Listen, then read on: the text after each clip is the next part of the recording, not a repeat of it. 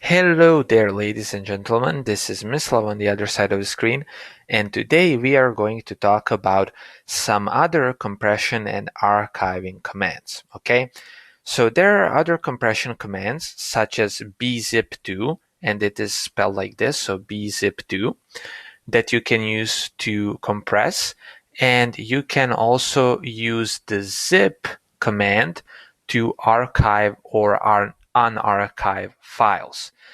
And the zip may be useful, so I'm going to cover that. And I mean, bzip may be used also as well, but you can look it up on Google, or you can check the references in the description where I actually reference a free book. That is a book that is available online for free. The author made it available online, so do feel free to check that out if you want to. So the zip command actually goes like this. Its syntax is like this: zip file to archive, where zip file is the newly created zip file and the file to archive is the file you want to compress. If your file to archive is a directory, then you use the R option, okay? Then you use the R option.